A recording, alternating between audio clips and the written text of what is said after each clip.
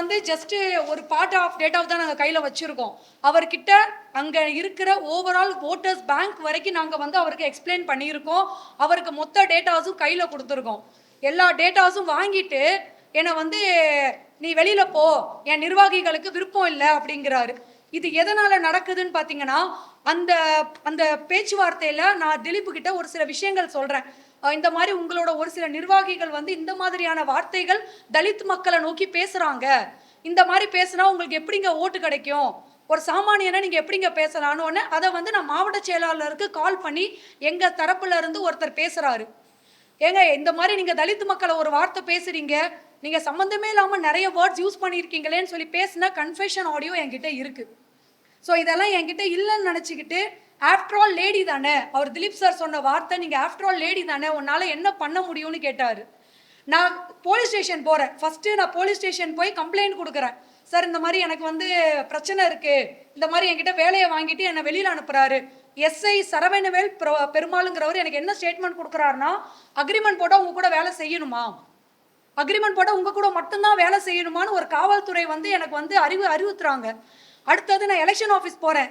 Sir இந்த மாதிரி வந்து என்னை வேலை வாங்கிட்டு என்னை ஏமாற்றி வெளியில் அனுப்பிட்டாங்கன்னு சொல்லி நான் ஆர்ஓ பார்க்க போகிறேன் நாமக்கல்ல.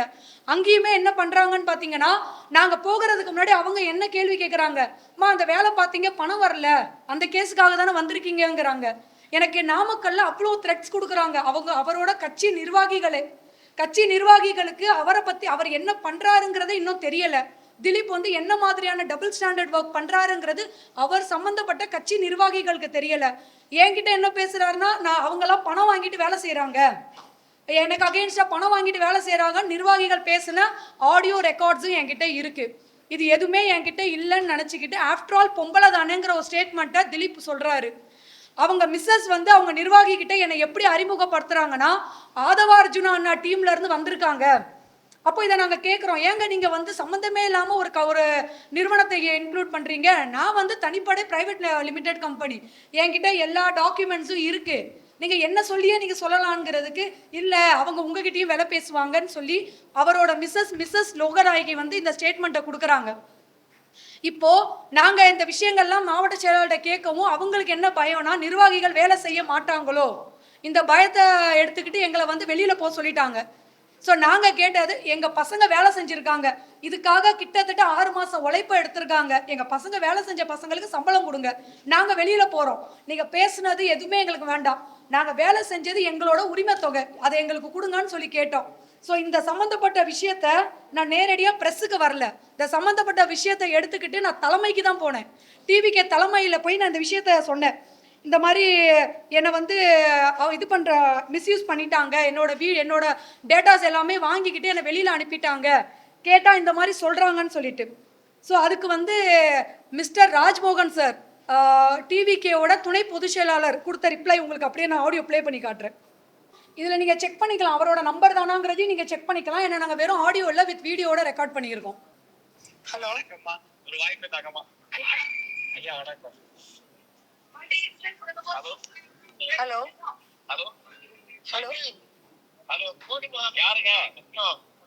அண்ணா ராஜ்மோகன் அண்ணா இருக்காங்களா? ஆமாங்க, யார் பேசுறீங்க? பரப்புரையில இருக்கேன். அப்படிங்களாண்ணா, சரி நீங்க ஃப்ரீ ஆயிட்டு கூப்பிடுங்கண்ணா. அந்த நாமக்கல்ல இருந்து அந்த நாமக்கல் பிரச்சனைக்காக பேசணும்லண்ணா உங்ககிட்ட. புதுச்சிலாட்ட மட்டும் தான் பேசுறேன், யார்ட்டையும் பேசக்கூடாதுமா, தொந்தரவு பண்ணாம அந்த பேசு. அண்ணா அவர் ரெஸ்பாண்ட் பண்ண மாட்டேங்கிறாருண்ணா, அவரு ரெஸ்பாண்ட் பண்ண மாட்டேங்கிறாருண்ணா, ரொம்ப முக்கியமான விஷயம். தலைவர் தொகுதிக்கு அவர்கிட்ட பேசுங்க. இல்லண்ணா அவர் ரெஸ்பாண்ட் பண்ணல. இதுதான் சார் அவர் கொடுத்த பதில். அவருக்கு இந்த நாமக்கல் பிரச்சனையை நாங்கள் மொத்தமாக எக்ஸ்பிளைன் பண்ணியிருக்கோம்.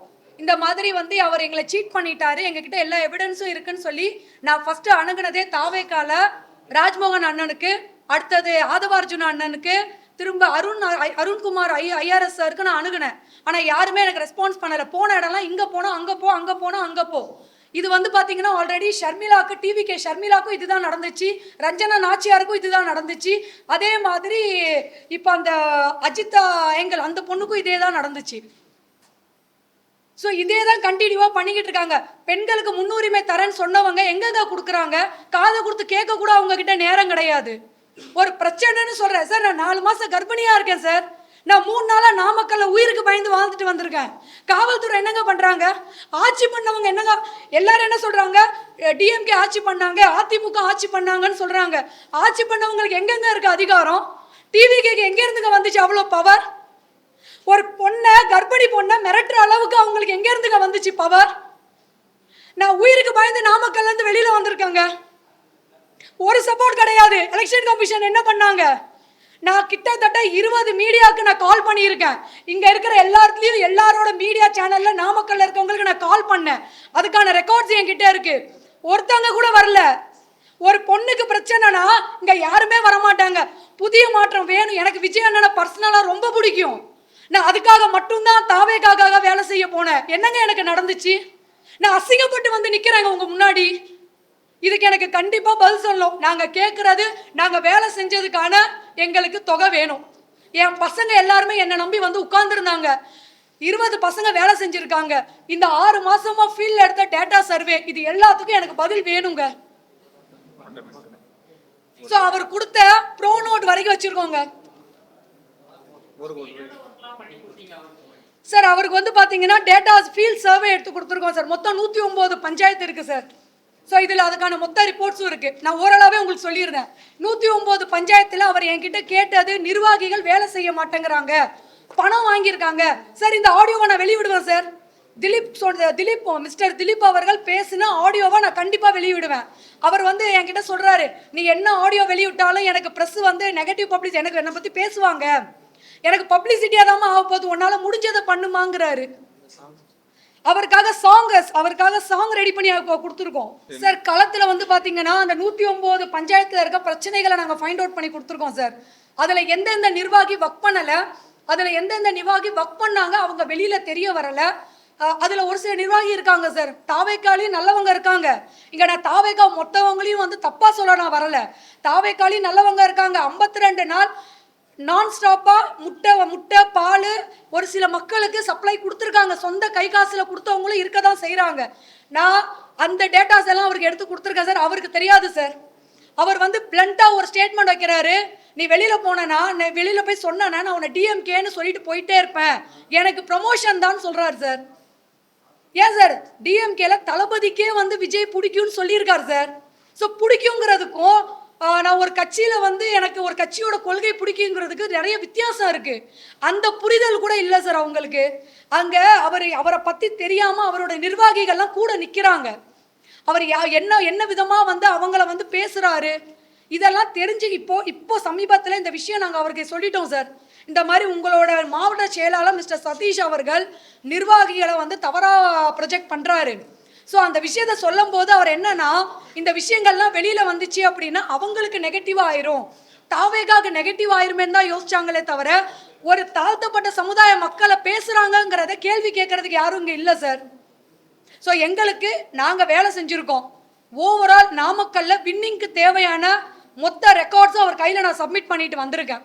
நான் வேலை செஞ்சுருக்கேன். வேலை செஞ்சதுக்கான எங்களுக்கு கூலி வேணும். ஆட்சிக்கு வரதுக்கு முன்னாடியே இந்த மாதிரியான ஸ்கேமில் ஈடுபடுறாங்க.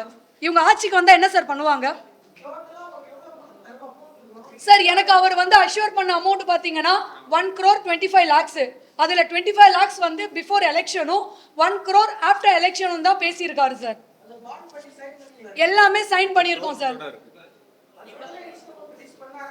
சார் எங்களை கூப்பிடுறதே நான் உனக்கு அமௌண்ட் கொடுக்குறேன்னு தான் கூப்பிடுறாரு. ஆஸ் எம்எல்ஏ கேண்டிடேட்டாக நான் எலெக்ஷனில் வந்து என்னால் வந்து உங்களுக்கு அக்கௌண்ட்டில் ட்ரான்ஸ்ஃபர் பண்ண முடியாது சார். நான் ப்ரைவேட் லிமிடெட் கம்பெனி, எனக்கு ஆடிட்டிங் ரிப்போர்ட்லேருந்து எல்லாமே நான் வச்சுருக்கேன். நான் பேசுனதுமே இன்க்ளூடிங் ஜிஎஸ்டி தான் நான் பேசியிருக்கேன். ஸோ அவர்கிட்ட நான் கேட்குறேன், இந்த மாதிரி நான் இன்வாய்ஸ் தான் ரேஸ் பண்ணணும், அது எல்லாமே பண்ணிக்கலாமா? அவங்களுமே ஒரு கம்பெனி வச்சுருக்காரு. ஸோ அது பேரில் நம்ம பண்ணிக்கலாமா? எல்லாமே லீகலாகவே பண்ணிக்கலாம்னு சொன்னதை நம்பி தான் சார் இங்கேருந்து நான் நாமக்கல் ட்ராவல் பண்ணுறேன். ஸோ இந்த சூழ்நிலையிலேயே நான் நாமக்கல் ட்ராவல் பண்ணி அவருக்கு தேவையான எல்லா டேட்டாஸும் கொடுக்குறேன். இப்போ அவருக்கு என்ன ஆகுதுன்னா, இப்போ நான் பேச ஆரம்பிச்சிட்டேன் அப்படின்னா ஒரு சில டேட்டாஸ் வெளியில் வர ஆரம்பிச்சிடும். அந்த டேட்டாஸ் வந்து ஏடிஎம்கேவாக இருக்கட்டும், டிஎம்கேவாக இருக்கட்டும், அவங்களுக்கு சாதகமாக திரும்பிடும். அந்த ஒரு ரீசனுக்காக என்னை வெளியில் போக சொல்கிறார் சார். சார் இது வரைக்கும் 1 ரூபா கூட வாங்கலை சார். கிட்டத்தட்ட என் கையில இருந்து என் கம்பெனி அமௌண்ட்டு 20 lakhs வரைக்கும் நாங்கள் இன்வெஸ்ட் பண்ணியிருக்கோம் சார். பசங்களை இன்வெஸ்ட் இன் சென்ஸ் சேலரி கொடுத்துருக்கோம் சார். ஒர்க் பண்ண ஃபீல்டில் ஒர்க் பண்ண பசங்களுக்கு சேலரி கொடுத்துருக்கோம். ஒரு பாட்டு கம்போஸ் பண்ணுறதுக்கு உங்களுக்கு நான் சொல்ல வேண்டியது இல்லை சார். குறைஞ்சது 4 5 லட்ச ரூபா இல்லாமல் ஒரு மியூசிக் டைரக்டர் சிங்கரை வச்சு கம்போஸ் பண்ண முடியாது. அது வரைக்கும் நான் பண்ணி வச்சிருக்கேன் சார். அவருக்கு எல்லாமே கொடுக்கவும் செஞ்சிட்டோம் சார். இது 10ஆம் தேதி தானே சார் நாங்கள் நாமக்கல் ரீச் ஆகிறோம். 10ஆம் தேதி நாங்கள் ஒர்க் பண்ணுறோம். நைட்டு பேமெண்ட் தரேன்னு சொல்கிறாரு.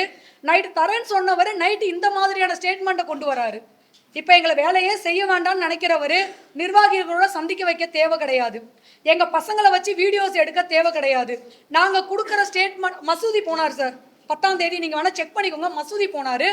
அங்கே அவர் என்ன பேசணும், தொப்பி போட்டு பேசணுமா வேண்டாமாங்கிற வரைக்கும் நாங்கள் தான் எடுத்திருக்கோம். அதுக்கான வீடியோ எவிடன்ஸ் இருக்குது. ஃபஸ்ட்டு உள்ளே போகும்போது தொப்பி போடாமல் பேசுகிறாரு.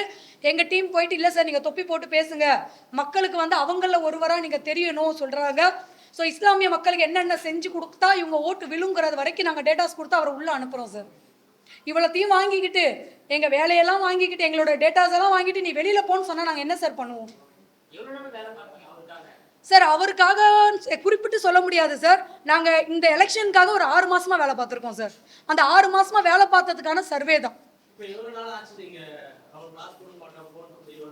சார். நான் கிட்டத்தட்ட 3 நாளாக நாமக்கல்லில் போராடி பார்த்தேன் சார். ஆனால் எனக்கு வந்து பதிலே வரல. அதுக்கப்புறம் நான் சென்னை வந்தேன். சென்னை வந்து இங்கே இருக்கிற ஒரு சில பீப்புளை நான் அணுகுனேன். ஸோ என்னன்னா இப்போ எலெக்ஷன் டைம்ங்கிறதுனால யாருமே சப்போர்ட் பண்ண ரெடியாக இல்லை.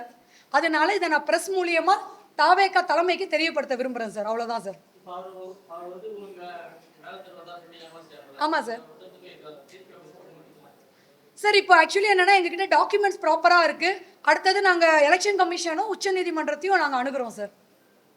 ஸோ அஃபிஷியலாக கேஸ் ஃபைல் பண்ணி அவருக்கு அகேன்ஸ்டாக இருக்க எல்லா எவிடன்ஸையுமே வந்து நான் கோர்ட்டில் சப்மிட் பண்ணுறேன். அது போக அவர் என்கிட்ட பேசின ஒரு சில ஆடியோஸ் அதை வந்து மேபி இன்னும் 1 or 2 டேஸில் எனக்கு தாவேகா தலைமையிலேருந்து பதில் வரல அப்படின்னா நான் வந்து அதை வெளியிட்டுருவேன் சார்.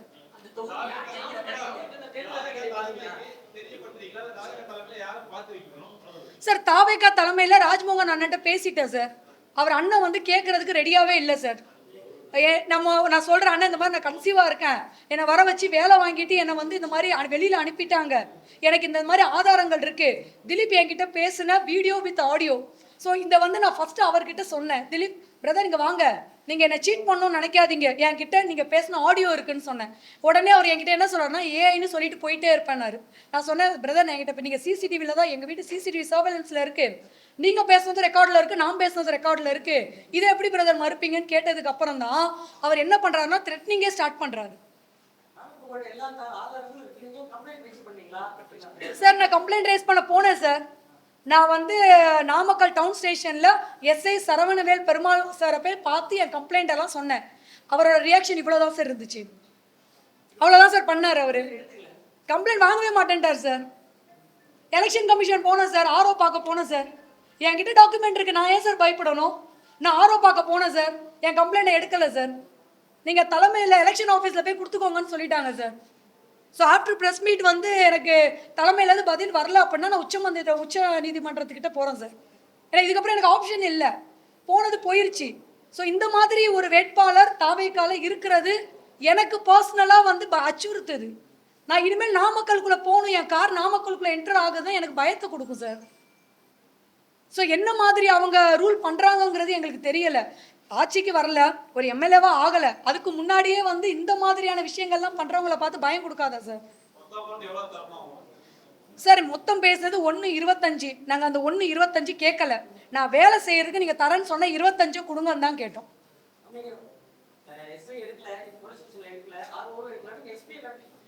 சார் என்ன நம்பிக்கையில் சார் நான் எஸ்பி ஆஃபீஸ் போகிறது நீங்களே சொல்லுங்கள் சார். ஆஸ் அ உமனா என்னை வந்து ஓப்பனாக அவங்களோட நிர்வாகிகள் ஒரு சில அட்வொகேட்ஸ், நான் எங்கள் பேர் மென்ஷன் பண்ண விரும்பலை, ஓப்பனாக என்னை மிரட்டுறாங்க சார். அவங்க என்ன நினச்சிட்டு மிரட்டுறாங்கன்னா நம்ம திலீப் வந்து நல்லவர் நினச்சிட்டு மிரட்டுறாங்க. அவருக்கு அகேன்ஸ்டாக திலீப் பேசின ஆடியோ இருக்குது, அதை வெளியிட்டா அப்போ என்ன பண்ணுவாங்கங்கிறத நான் பார்க்க விரும்புகிறேன் சார். சார் நான் இதுக்கு பதில் சொல்ல விரும்பலை சார். இல்லை பர்சனலாக நான் விரும்பலை சார். சார் என்கிட்ட சர்வே இருக்குது சார். ஆல்ரெடி நான் ஒருத்தங்க கிட்ட என் சர்வேவை கொடுத்துட்டு வந்து இங்கே உட்காந்துருக்கேன் சார். நான் நிறைய இழப்புல வந்து உட்கார்ந்துருக்கேன். மறுபடியும் அது சார் நாங்கள் கொடுத்த சர்வே வச்சு பார்த்தீங்கன்னா டிவிகே ஜெயிக்க 100% வாய்ப்பு இருக்குது சார். சார் அங்கே ஆல்ரெடி வந்து 10 வருஷம் ஏடிஎம்கே ஒர்க் பண்ணியிருக்காங்க சார். 5 வருஷம் டிஎம்கே ஒர்க் பண்ணியிருக்காங்க சார். ஸோ அவங்களோட ப்ளஸ் ஆர் மைனஸு நான் வந்து சொல்கிறது 109 பஞ்சாயத்து வயசு நான் எடுத்து கொடுத்துருக்கேன். ஸோ அது போதும் சார் அவங்களுக்கு வின் பண்ணுறதுக்கு. இன்னொன்று நான் கொடுத்த ஸ்ட்ராட்டஜியில் நான் வெளியில் வந்ததுக்கப்புறம் அவங்க ஒர்க் பண்ணிக்கிட்டு இருக்காங்க சார். ஆமாம் சார். நாமக்கல்ல மட்டும் சொல்கிறேன் சார், மற்ற இடத்துல எனக்கு தெரியாது சார். தெரியாததை நான் பேச விரும்பலை. நாமக்கல்ல எனக்கு பர்சனலாக என்ன நடந்துச்சுங்கிறத மட்டும் தான் இங்கே நான் சொல்ல விரும்புகிறேன். ஸோ எல்லாரையும் நான் வந்து மொத்தமாக குற்றச்சாட்டு பண்ணுறது என்னோட வேலை கிடையாது. எனக்கு என்ன நடந்துச்சு, நான் என்ன கோத்ரூ பண்ணங்கிறத மட்டும்தான் சார் இங்கே நான் பேச வந்திருக்கேன். சார் நான் வேலை செஞ்சது என் பசங்களுக்கான சம்பளம் வேணும்ல சார். சார் நான் என்ன கேட்குறேன், ஒரு கம்பெனியில் ஒரு டீம் ஒர்க் பண்ணுறாங்க சார். அவங்க என்ன சார் எதிர்பார்த்து வருவாங்க? நம்ம ஓனர்ஸ் நம்மளுக்கான சேலரி கொடுப்பாங்கன்னு தானே சார் வருவாங்க. அந்த சம்பளம் கொடுக்க முடியாத நிலைமையில நிற்க வச்சிருக்காருல்ல சார். எனக்கு அதுக்கான கிளியரன்ஸ் தலைமையிலேருந்து பேசி கொடுக்கணும் சார். 25 lakhs அவர் பேசுனது கொடுக்கணும்னு எதிர்பார்க்குறேன் சார். ஆமாம், அவர் பேசுனதை தான் நாங்கள் கேட்குறோம். ஆஃப்டர் எலெக்ஷனு ஆஃப்டர் வின்னிங்லாம் நான் கேட்கல சார். எனக்கு பேசுனது எங்களோட 6 மாதம் டேட்டாவை வாங்கிட்டு அவர் யூஸ் பண்ணிக்கிட்டு இருக்காரு சார் ஃபீல்டில். அவருக்கு நான் சொல்லி கொடுத்தேன், மக்களை வந்து உங்ககிட்ட கேள்வி கேட்க வைங்க, நீங்கள் என்ன செய்வீங்கன்னு. நீங்கள் பார்த்தீங்கன்னா 11th அப்புறம் தான் அதை செய்ய ஆரம்பிச்சிருக்காரு. நீங்கள் வேணால் செக் பண்ணி பாருங்கள், அவரோட ப்ரொஃபைல்ஸில் அவரை சார்ந்தப்பட்ட வீடியோஸில் செக் பண்ணி பாருங்கள். நாங்கள் உட்காந்து அவருக்கு சொல்கிறோம், அங்கே ஒரு டிச்சு ப்ராப்ளம் இருக்குது சார், அதில் ஒரு குழந்தை இறந்துருச்சு நாமக்கல்ல. அந்த பிரச்சனையை வந்து மக்களை விட்டு உங்களை கேள்வி கேட்க வைங்க, அது கேட்டிங்கன்னா உங்களுக்கு யூஸ்ஃபுல்லாக இருக்கும், மக்களுக்கு நீங்கள் யாருன்னு தெரிய வருவீங்க. இந்த மாதிரியான விஷயங்கள்லாம் நான் அவருக்கு எடுத்து கொடுத்துட்டு வந்திருக்கேன் சார். ஸோ நாங்கள் வேணான்னு நினைக்கிறவங்க என்னோட வேலையை யூஸ் பண்ணக்கூடாது. எங்ககிட்ட டேட்டாஸும் வாங்கிப்பாங்க, பணமும் கொடுக்க மாட்டாங்க. பணம் கேட்க போனால் போலீஸ் வச்சு விரட்டுவாங்க. அவர் நிர்வாகி நேரடியாக நான் த்ரெட்டன் பண்ணியிருக்காரு, என் ஊரில் நீ இருந்து என்ன பண்ணுவேன்னு நான் பார்க்குறேன்னாரு சார். 3 நாள் நாங்கள் போகிற வர எல்லா இடத்துலையுமே எங்களை பின்னாடி வந்து தாவேக்காவினர் பின்தொடர்ந்தாங்க. இதை நான் காவல்துறையில் சொல்லியிருக்கேன் சார். சார் என்கிட்ட அஃபிஷியலாக லீகல் டாக்குமெண்ட்ஸ் இருக்குல்ல சார். ஸோ அதை வச்சு நான் ஹைகோர்ட்டில் முறையிட்டுருவேன் சார். எனக்கு நியாயமான பதில் கிடைக்கல அப்படின்னா ஹைகோர்ட் சார். இன்னைக்கு வந்து சட்டத்திட்டங்கள் ரொம்ப பெருசு சார். காமன் பப்ளிக்கு தேவையான சட்டத்திட்டங்கள் இருக்குது சார். நான் ஹைகோர்ட்டை முறையிட்டு அங்கேருந்து எனக்கு நியாயம் கிடைக்கும் சார், நான் நம்புகிறேன்.